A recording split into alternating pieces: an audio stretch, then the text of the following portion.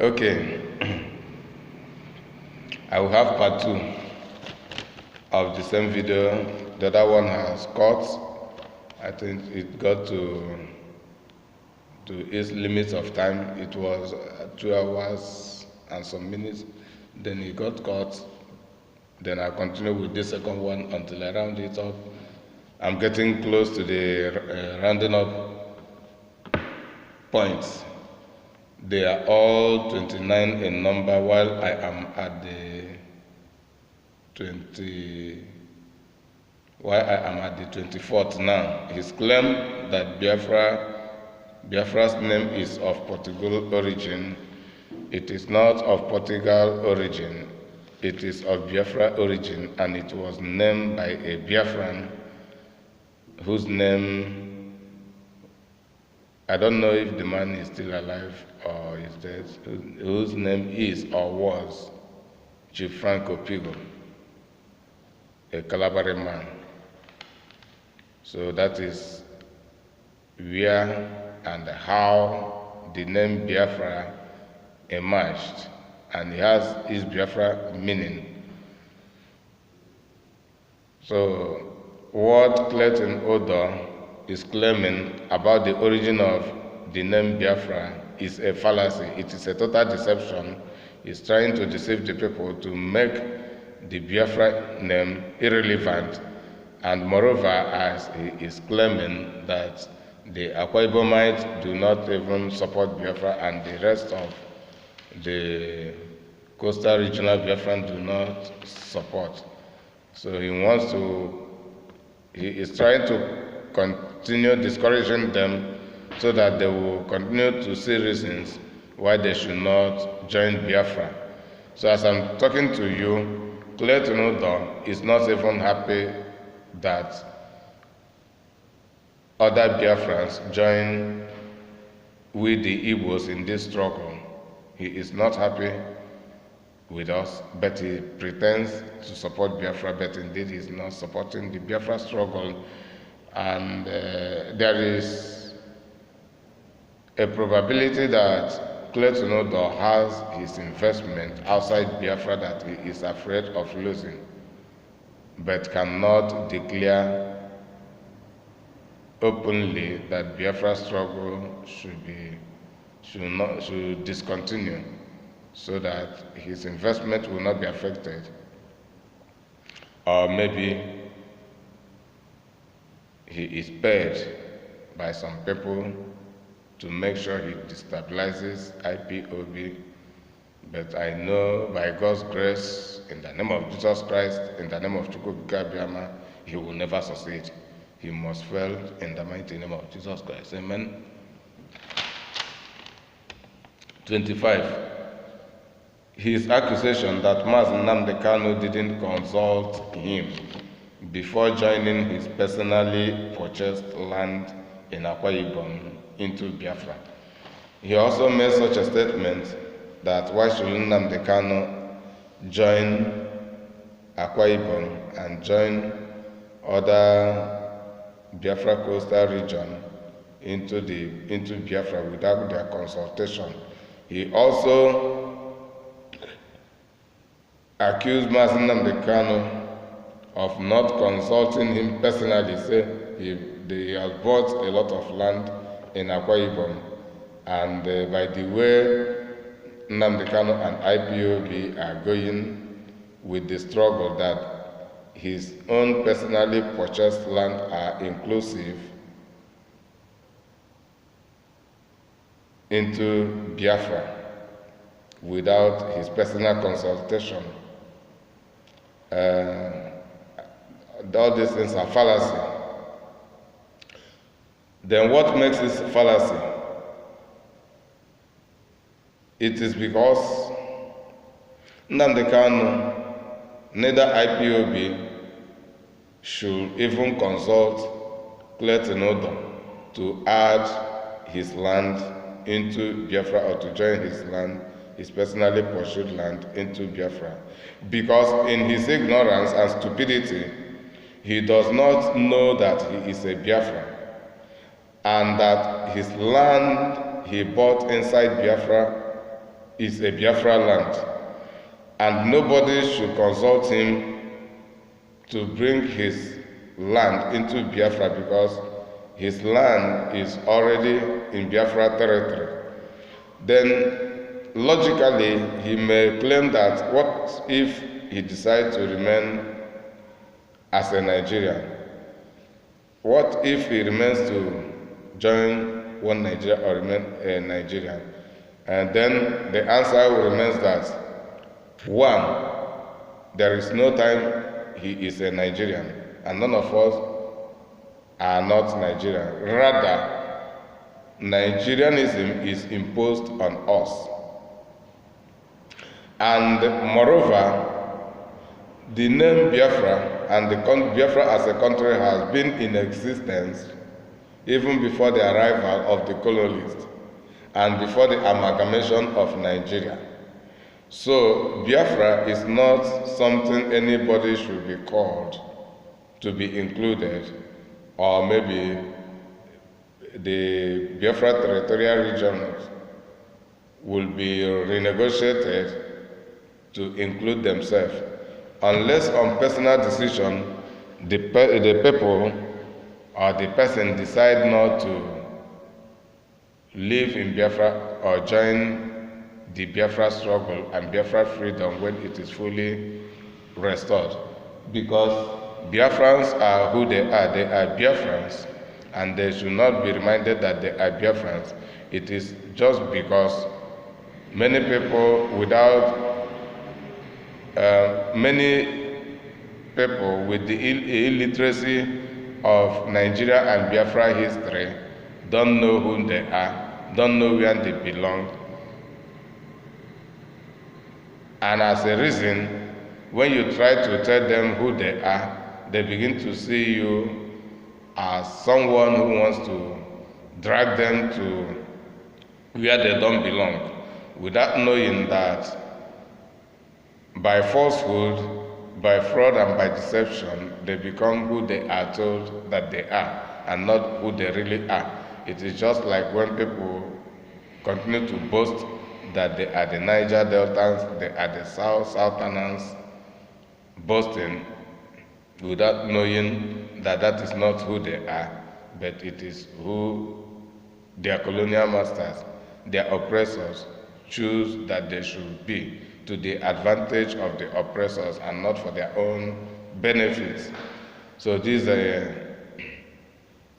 Clayton Udoh is a typical example of such, who is a Biafran but does not know he is a Biafran.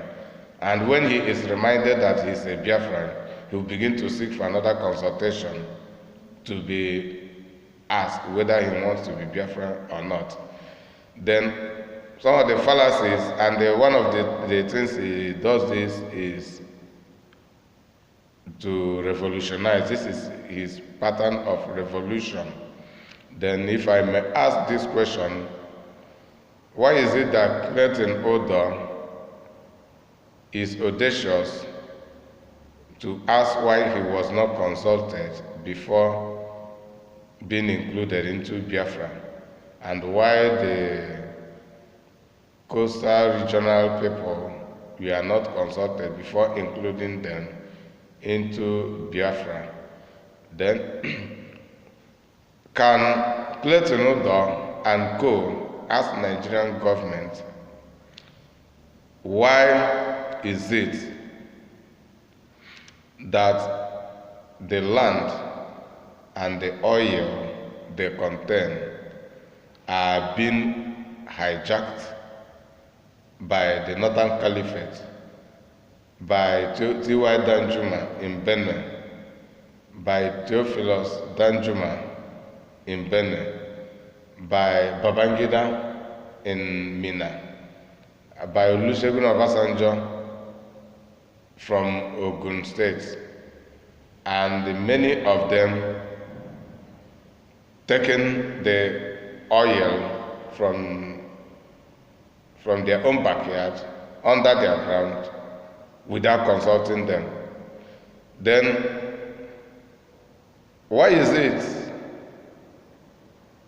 that Clayton Udoh and co does not ask why they were not consulted before being joined into Nigeria? And why is it that Clayton Udoh have not been asking all other Biafra agitators why they did not consult them before calling them Biafra? Why must it be IPOB? All these questions should be brought to. Why must it be so? And I'm sure it is so because IPOB are the people doing the real thing. But the jealous and envious people among Biafrans wants to destabilize IPOB because they feel so superior that they cannot submit themselves to the leadership of IPOB. These are the treachery, and the claims are fallacy. Nnamdi Kanu has nothing to do with consulting you, Clayton Udoh, to ask you to seek your consent whether your land will be joined into Biafra or not, because your land is already a part of Biafra. Biafra's existence began from the 15th century. So this is about 400 to 500 years ago. While you yourself, you are just very young.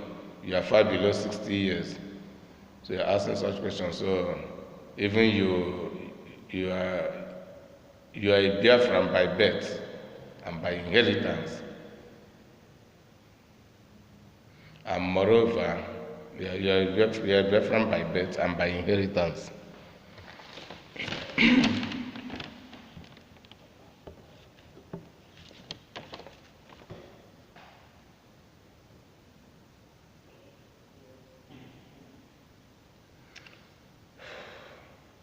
(26) His accusation that Mazi Nnamdi Kanu didn't consult the South Southerners before joining them to Biafra.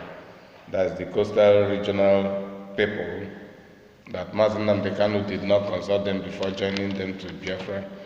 It is a similar case with Clayton Udoh's personal case on the land and the inclusion into Biafra. All that Mazi Nnamdi Kanu was doing while he was still back home was meeting people and telling them the importance of realizing who they are. Not that he has the duty to consult them to seek their consent whether they join Biafra or not. Biafrans are who they are. They are Biafrans by nationality. So nobody should even consult them. If any question should be asked, the question should be taken back to 15th century when Biafra was first named, and not now. So all Mazi Nnamdi Kanu has to do is to remind people who they are and the importance of being who they are and not being whom their oppressors have made them to be, which is Nigeria and Nigerians.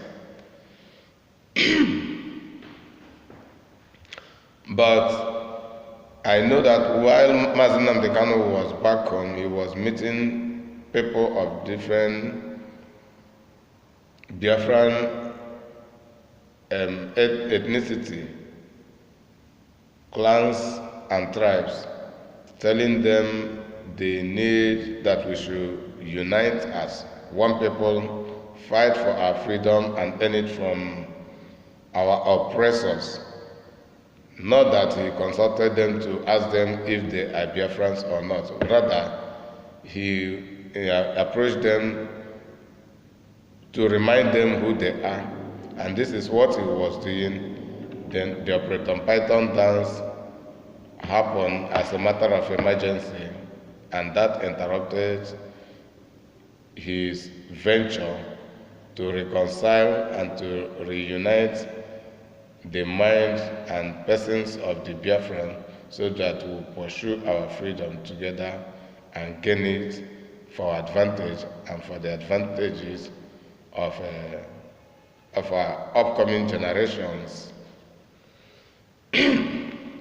So your claim about all these things are fallacy, and your intention to do such is because it is one of your strategy to sow discord. All your effort is to sow discord between Mazi Nnamdi Kanu's led IPOB and all other Biafrans. Even probably you want to cause a revolution and a referendum among the people, and in the process, whether it will be Mazi Nnamdi Kanu or you, or one of your irrelevant intellectuals that will be the Biafran leader.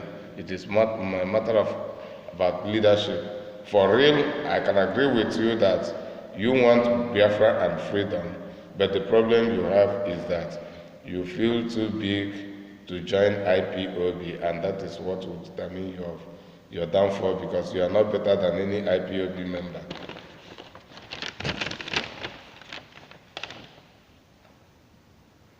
The 27th one, his encouragement to Akwa Ibom to join IPOB. He has begun to campaign that IPOB should join Biafra,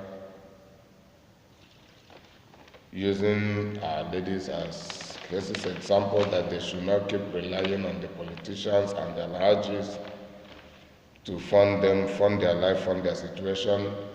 Rather, they should join Biafra to fight for their total freedom, that even their governors and the rest of them cannot help them. Rather, they should join the Biafra, they should join Biafra and join Biafra struggle. He is saying this because, not that he's too happy that he should bring these people together, but because of some condition. So the conditions is one, Clayton Udoh is among the likes of some people from Igbo land and from the riverine area of Biafra land that decide to wait to see if the Biafra agitation and the problem that it will result will be only for the Igbos.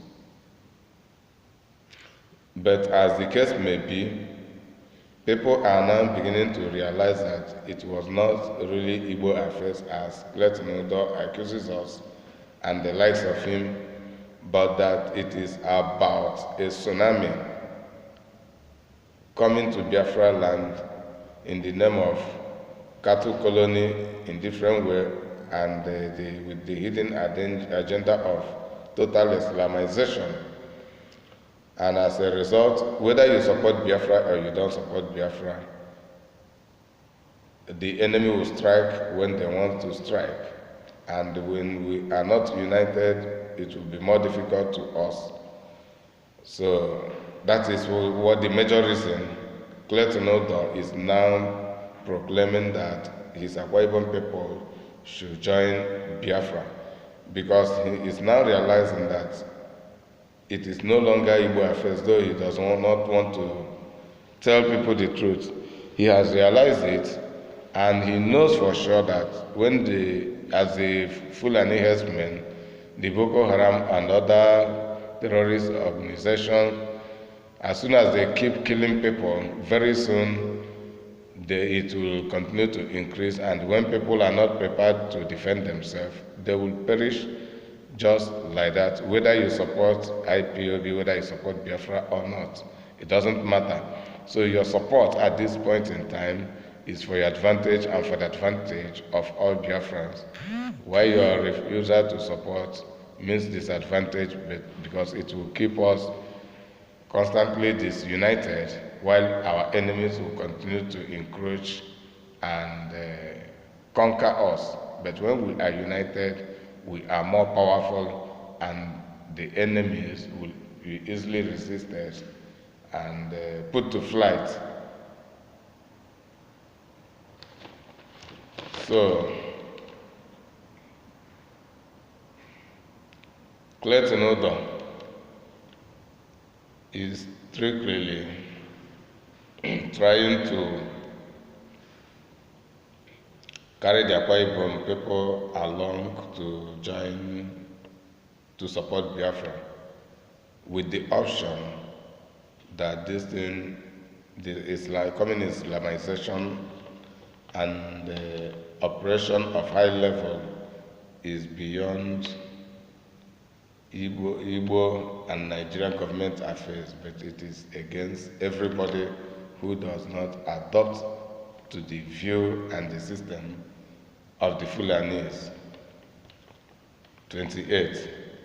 His accusation that IPOB leadership is run by power mongers.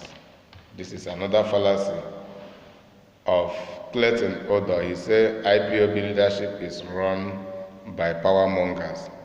That is, what he means is that all those people struggling to restore Biafra and the leaders of now, that they are power mongers, that they are there only, let me include the coordinator, every idea because of the leadership and future political power they want to possess. That is why they are there. And according to him, there is nothing to write home about, apart from dragging for political, religious, and leadership positions among the Biafran leaders, or among all other aspirants of Biafra leadership in the IPOB families. This is what he's talking about, and this is a fallacy. It is not true and can never be true. It is a deception, and it is a means of discouraging people not to keep supporting IPOB. Even some old members among IPOB will begin to withdraw if they buy to that ideology, and many who are yet to join will be afraid of joining. Then he use that medium to revive the inferiority complex of many Biafrans that had led them to resisting anything that has to do with Biafra struggle and our total freedom. 29. All of his words on IPOB are organized psychological warfare against IPOB. Everything Clayton Udoh has been saying and has said, according to what I have, they are all organized psychological warfare against IPOB. Psychological warfare. Many of us do not understand that Clayton Udoh is fighting against IPOB with psychological warfare. And Sophia Bazowa has become one of his victims with a Sister Amma who was crying, oh God, Chineke, no man can IPOB, whoa.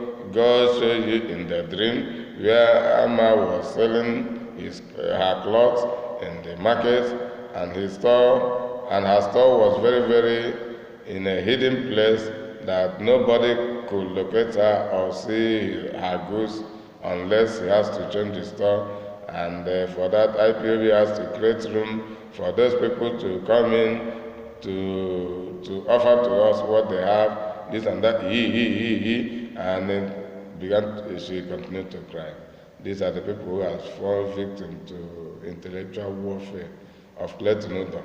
I don't doubt that God did not show you such dream, but what I know for sure is that you could not understand the true meaning of that dream, and that is why you got confused and were distracted by these criminal-minded this criminal-minded Clayton Udoh.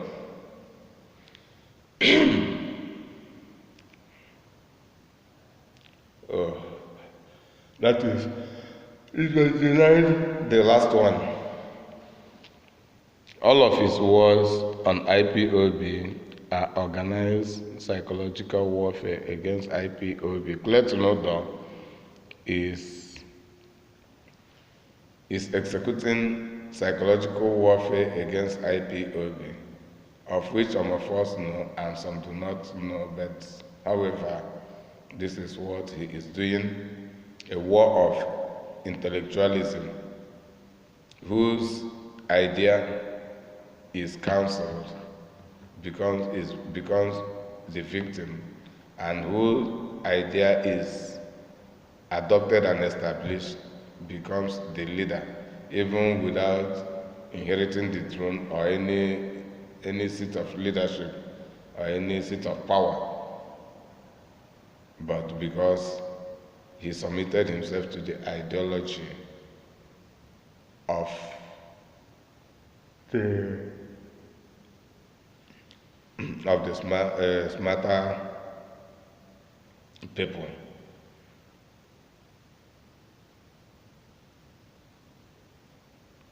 So we, the indigenous people of Biafra, IPOB, under the leadership of Mazi Nnamdi Kanu, should be aware that we are very, very challenged, and we are into battle, most especially the psychological battle.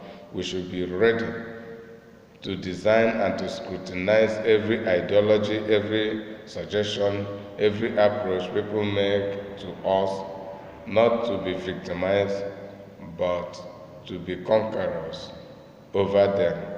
So Clayton Udoh has instigated psychological warfare against IPOB, and it begins to work for him gradually, but the fire is being quenched by our intellectual fire control, our intellectual fire control organization.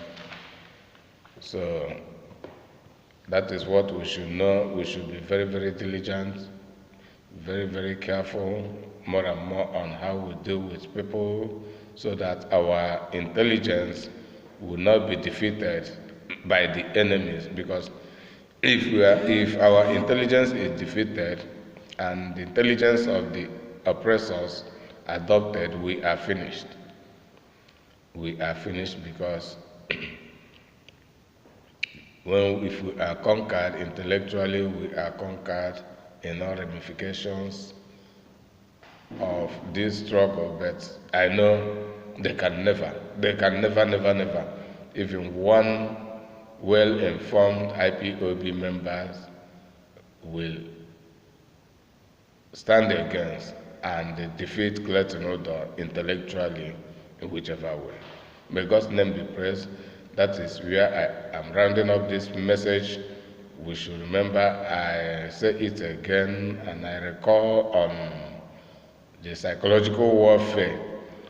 The person we know now is Clayton Udoh. We don't know who next that will emerge, and they are numerous.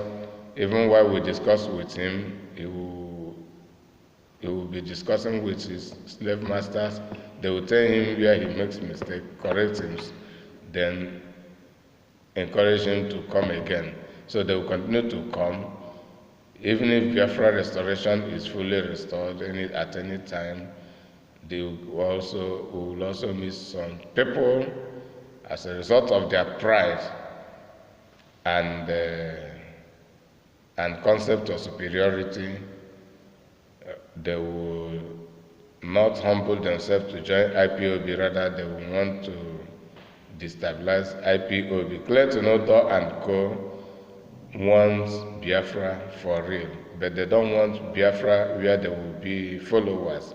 They want Biafra where there will be the leaders, and that is the reason he is telling us about Mazi Nnamdi Kanu meeting the Biafra in diaspora millionaires and billionaires, so they will contribute financially, intellectually, and everything to speeding up our our project, our Biafra restoration project.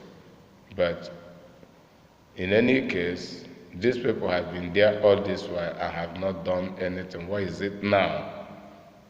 Then must they come and take the lead? And that is where Clayton Udoh fell completely. He is accusing IPOB leaders of being power mongers, but he is campaigning for himself treacherously for power mongering. Biafra is not yet restored, and his millionaires and billionaires, and most of them are not IPOB members. But trickily, they want to take lead before they could agree.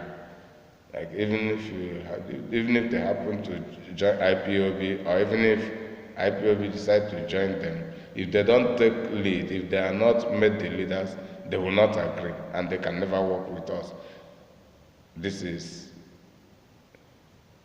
the person of Clayton Udoh and his co. So let it be for now.